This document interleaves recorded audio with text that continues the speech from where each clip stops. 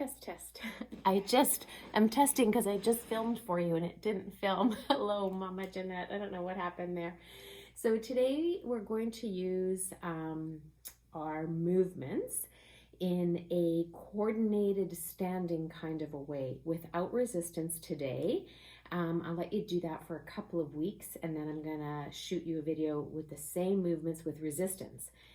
If this feels really easy for you, you don't have to wait for me to shoot you the video, but let me know that you have added resistance already, because then I will know for your next video.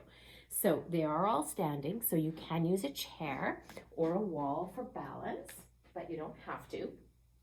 If you have decent balance with them, one way to kind of not use the chair, but increase your stability, is to make your base of support wider. Right? So you can choose. So I've got decent balance, so I'm going to make my base of support a little bit narrower. I'm going to try not to hold on to the chair, but if I notice I'm falling away a bit, then I'm going to make my base wider. And so we're going to start with left leg stays centered. These are called star exercises. And we're going to step forward and step back. I also call them clock. So this is like I'm stepping into 12 o'clock. If I'm the center of the clock, and your speed is up to you.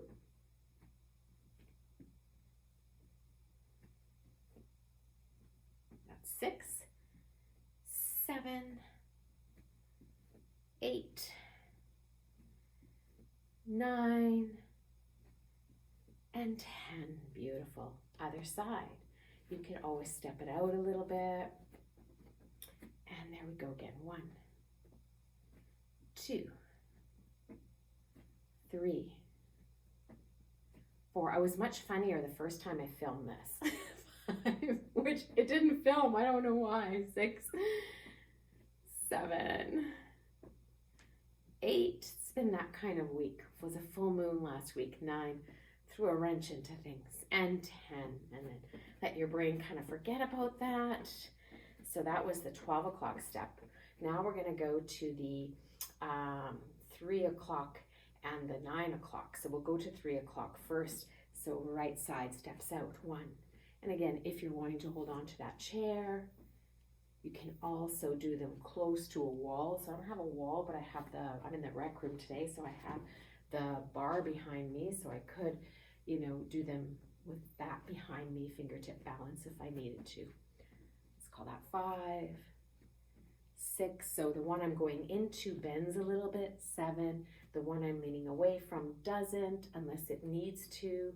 If you feel like that's too much tension on that knee, certainly you can bend it. You can bend both of them if you have to. That's okay too. So then it looks like this, almost like a side squat or a side lunge. And then this way.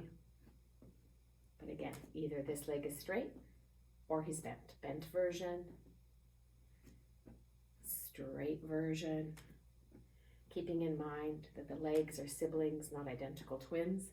So what one leg can do, the other leg can't necessarily always do it. One more, I think, is 10. Terrible counting. That's a physio for you. And then just step it out. I'm going to show you the backwards one from the side first. So rather than going straight back to that 9 o'clock, to that, I guess that'd be 6 o'clock. I want you to think about going towards 8 o'clock in the clock. And the heel doesn't touch down right now. From the front. 6,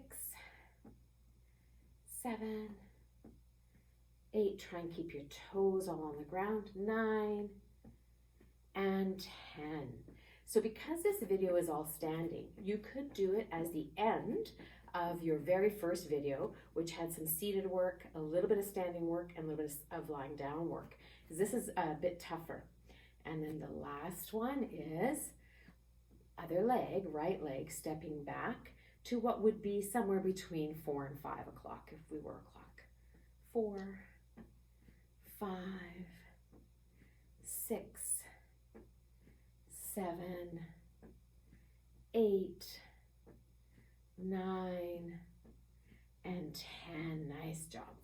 Let's imagine you found that really easy and you want to try it with the Dynaband. I only have my crazy hard Dynabands here at home.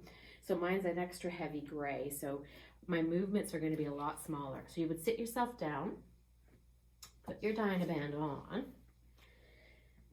and you will see that my movement forward becomes a lot smaller than and slower. And what I don't want is my knees to do that. So I want to press on the band as I come out. So don't let the knees become knock-kneed as best as you can. And you might only do 3 or 4 forwards, and then you'll switch sides, 3 or 4 forwards on this side, because you can always go back and do another cycle of them. It's a big difference to do it with the band versus without. It's almost like walking on flatlands versus on hills, or over crazy big Winnipeg snowbanks like we have right now. And then out to the side and back.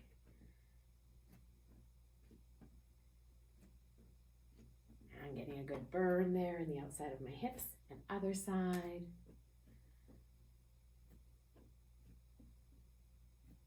And there's 4, we'll do 1 more. And then out to behind is gonna still be not quite behind. Now, if you want to touch, you can. I kind of like the idea of touching down and pressing through the knee. That gives us this thing called terminal extension strength in my world.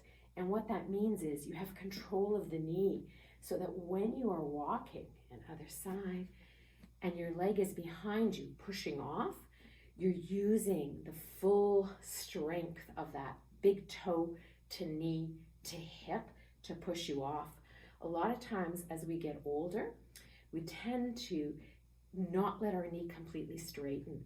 So if I show you in isolation, you could even do this kind of exercise just to practice that straightening of the knee against a little bit of resistance.